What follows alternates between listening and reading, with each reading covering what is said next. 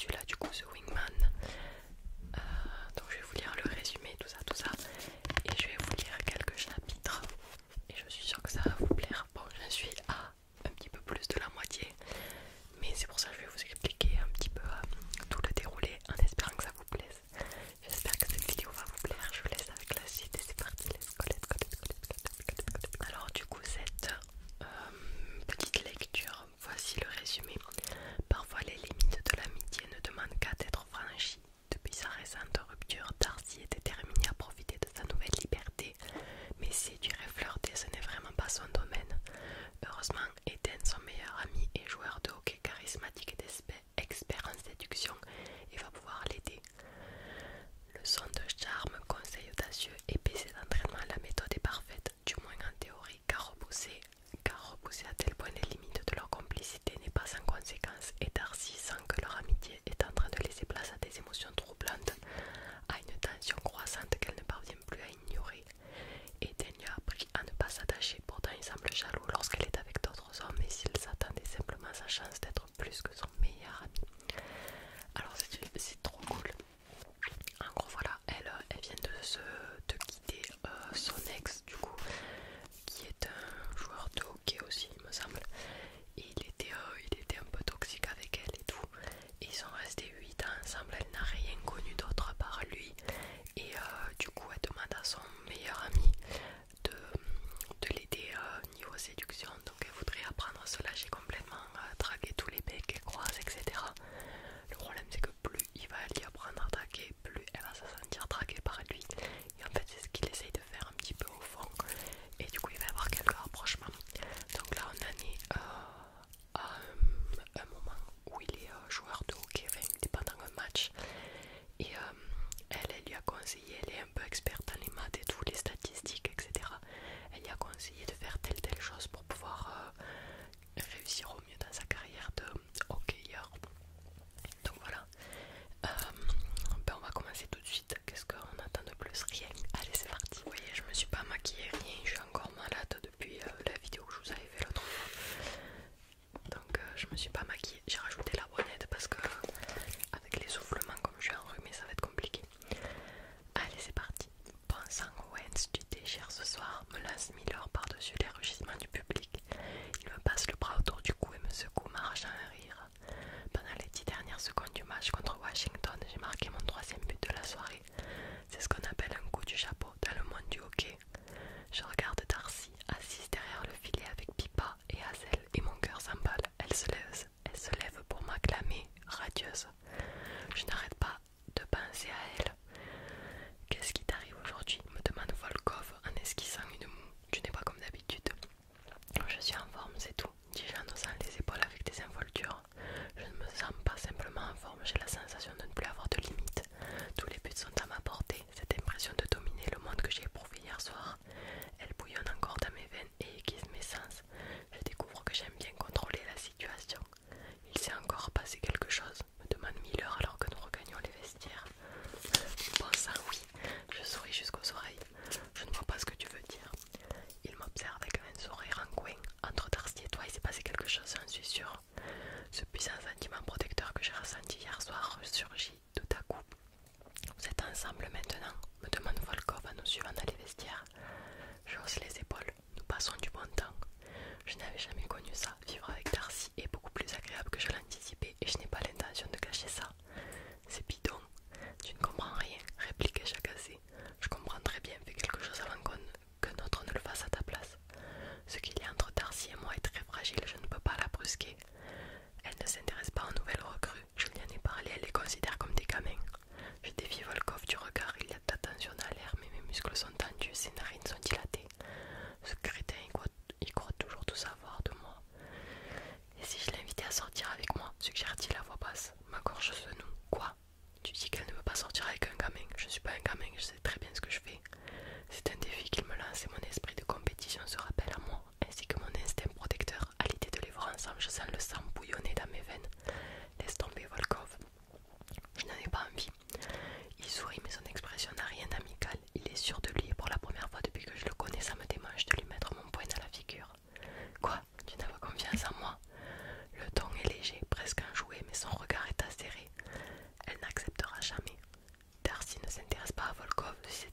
saurais, n'est-ce pas? Il me lance un regard arrogant. Ça, c'est à elle d'en décider. Quelques jours plus tard, alors que je me rends à la patinoire, donc c'est la fille qui parle, pour voir Georgia, j'entends quelqu'un m'appeler. Salut Darcy. T. Edward me rattrape en quelques enjambées et me sourit gentiment en plissant les yeux. Salut. Je bats des paupières m'attendant à ce qu'il poursuive son chemin, mais il s'arrête et pose sur moi un regard qui, je le sens, est censé me mettre à l'aise. Vous auriez un moment. Je jette un coup d'œil dans le couloir où se trouve le bureau de Georgia. Nous avons rendez-vous, mais je suis un peu en avance. Oui. Comment sait-il qui je suis? Très bien, allons bavarder dans mon bureau. Donc ça c'est le coach de l'équipe du coup. Et en fait lui il voudrait la recruter pour qu'elle puisse les aider à faire les statistiques des matchs, etc. Très bien, allons bavarder dans mon bureau. Il me fait signe de le suivre, puis sourit en voyant mon expression hésitante. Ce ne sera pas long. Le docteur Green m'a dit que vous alliez déjeuner ensemble, donc je ne vous retiendrai pas. Je repense au match de la semaine et je sais que mes suggestions au sujet des avantages numériques ont été bénéfiques pour l'équipe. Les hockeyeurs n'étaient pas censés préciser que cela venait de moi. Je ne suis rien, juste une fille qui s'amuse sur son ordinateur. Et maintenant, Ward va me remettre à ma place. L'estomac noué par l'inquiétude, je le suis, aussi penote qu'une employée fautive convoquée dans le bureau du directeur.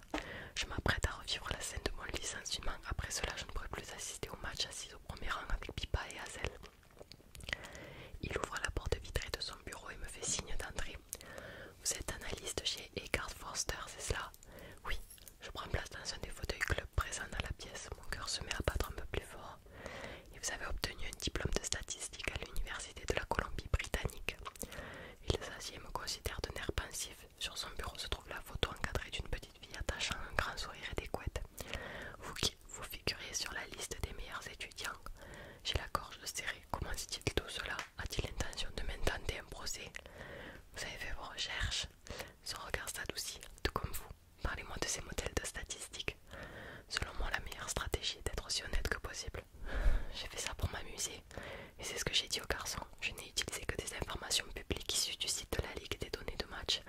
Rien de confidentiel, je n'en tire aucun profit, je ne les vends pas, je ne les partage avec personne. Mon visage est brûlant, je voudrais disparaître sous terre.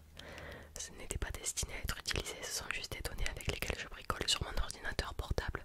J'aime me servir de données historiques pour voir si je peux prédire l'avenir. Je n'ai jamais voulu que quelqu'un découvre ce que je faisais. Je leur ai bien dit que cela n'avait pas été vérifié. Ward attend en silence que j'ai fini de parler. Je suis vraiment désolée, ajoutai-je en baissant les yeux sur mes mains croisées sur mes genoux. Pourquoi? Parce que je suis pas une experte et pourtant je m'immisce dans la vie des gens sans avoir la moindre idée de ce que je fais. Il fronce les sourcils visiblement soucieux. Il me semble au contraire que vous saviez très bien ce que vous faites et que vous êtes une experte. C'est une blague. Nous nous dévisageons. Cette trait affiche une expression étrange que je ne parviens pas à déchiffrer. Puis un sourire amusé se dessine sur ses lèvres. Je ne vous suis pas. Venez travailler avec nous. Je le regarde longuement en silence. Pardon. J'aimerais que vous rejoigniez le département d'analyse de Vancouver Storm. Je cligne des yeux hébétés avant de demander mais pourquoi? Parce que Darcy, non seulement vous êtes doué et intelligent, mais le fait que vous fassiez cela gratuitement pour vous amuser prouve que vous y mettiez du cœur. Et je considère que c'est très important dans l'équipe que j'ai constituée. Je m'y vois déjà travaillant comme analyste pour l'équipe et jouant chaque jour avec mes modèles de hockey. En outre, l'idée de bosser pour Ward me plaît beaucoup plus que celle de travailler pour mon patron actuel qui s'intéresse plus à ses profits qu'à ses employés. Je comprends pourquoi Eden et les autres aiment autant leur coach. Et ce serait amusant de travailler avec des statistiques de hockey toute la journée, de découvrir de nouveaux modèles dans les données. Notre département d'analyse est composé de 3 anciens joueurs de hockey à la retraite, poursuit Ward. Ils n'ont pas votre expérience dans ce domaine, vous seriez un atout considérable pour nous. Nous avons vraiment besoin de vous et nous sommes impatients de vous voir rejoindre l'équipe. Je serai la seule analyste de données. Oui. Il mentionne un salaire généreux, mais je l'entends à peine, donc tout le monde se fierait à mes résultats. Être la seule analyste de l'équipe est tout le contraire de ce que je désire. La pression serait énorme. Ward arque les sourcils, mais vous travaillerez en groupe. Toutefois, il n'y aura personne pour vérifier mes résultats. Je me sens oppressée et j'ai du mal à respirer. Ward ouvre la bouche pour dire quelque chose, mais je me mets protestement debout. J'ai déjà un emploi, déclarai-je avec un sourire poli mais ferme, mais je vous remercie. J'apprécie l'intérêt que vous me portez. Il m'observe comme un objet curieux avant de hocher la tête. D'accord, si vous changez d'avis, vous savez où me trouver, ma porte est toujours ouverte. Bien sûr, dis-je, tout en sachant que je ne franchirai plus jamais cette porte.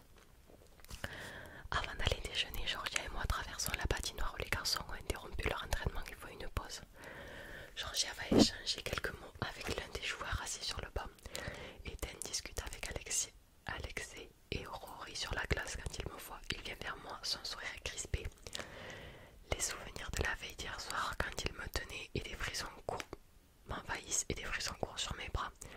Quand j'ai voulu le toucher tout de suite après, il m'en a empêché.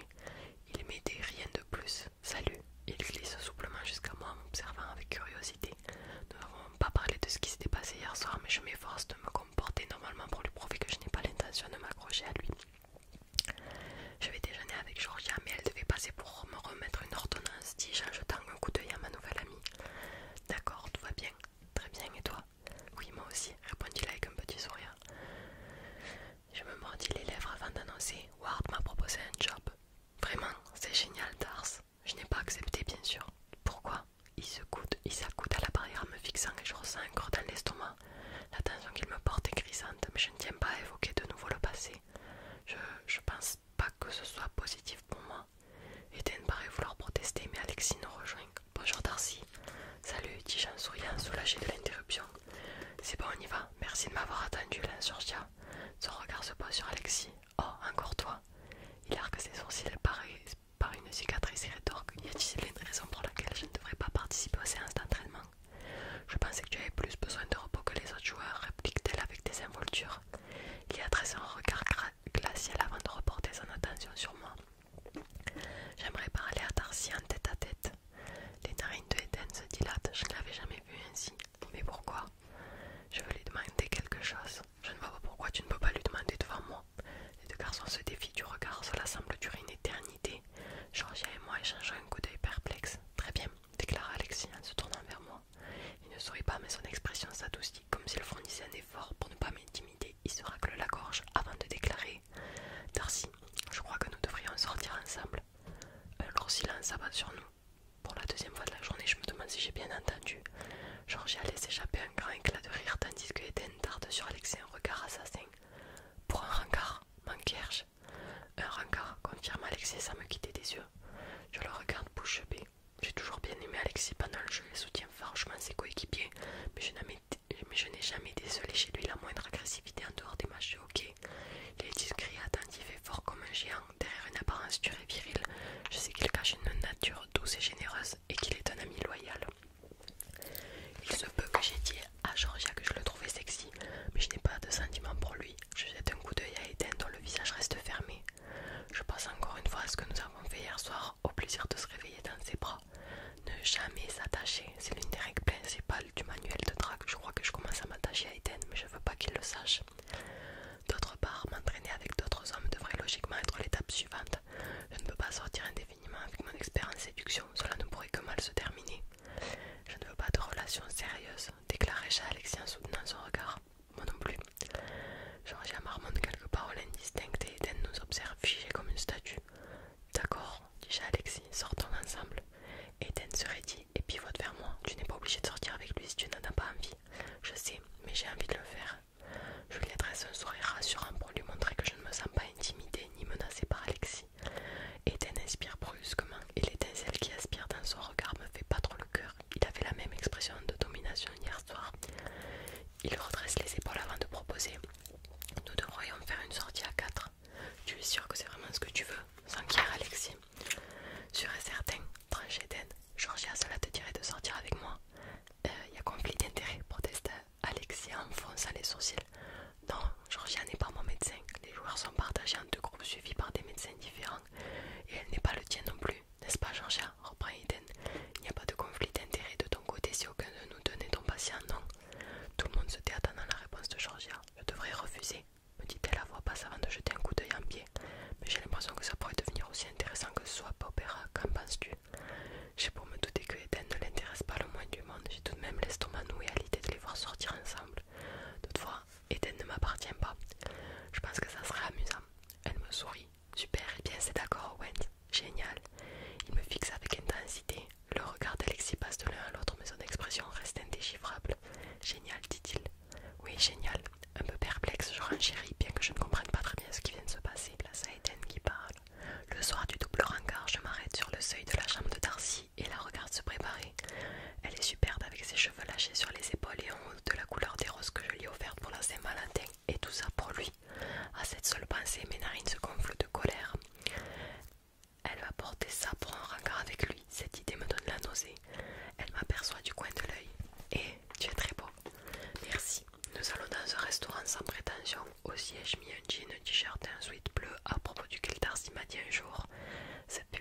yeux aussi bleus que l'océan, remarque-t-elle en souriant.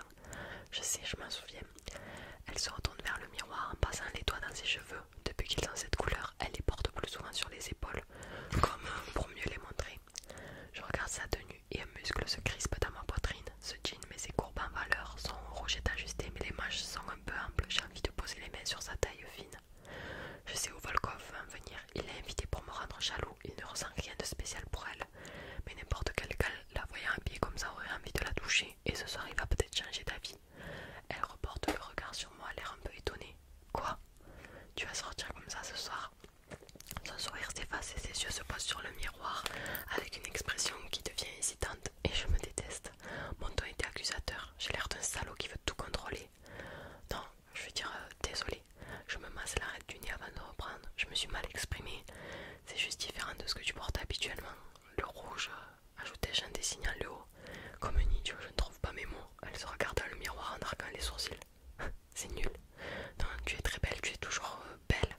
Elle sourit et une sensation agréable éclot dans ma poitrine. Darcy a un éclat particulier ces jours-ci, comme si une fleur s'épanouissait en elle. Nos regards se rencontrent et je voudrais dire encore beaucoup de choses. Ne t'habille pas pour lui, mais pour moi, restons à la maison où je t'aurai tout à moi. C'est une vraie torture de t'apprendre à draguer d'autres gars. Son téléphone vibre et je détourne les yeux, malgré malheureux. Volkov a insisté pour venir la chercher ici plutôt que de nous retrouver au restaurant.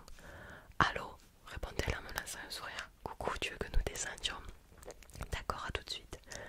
Elle remet le téléphone dans la poche arrière de son jean avant de fouiller dans sa trousse à maquillage. Est-ce que tu as des questions pour ce soir? Tu veux des conseils? Lui demandai-je. Elle secoue la tête en mettant un rouge à lèvres à sortir son petit haut. J'observe son geste fasciné alors qu'elle passe le bâton sur ses lèvres rondes. Non, je me sens à l'aise avec Alexis, je ne suis pas inquiète. Cette fameuse énergie positive se propage en moi et je croise les bras pour dissimuler mes poings serrés.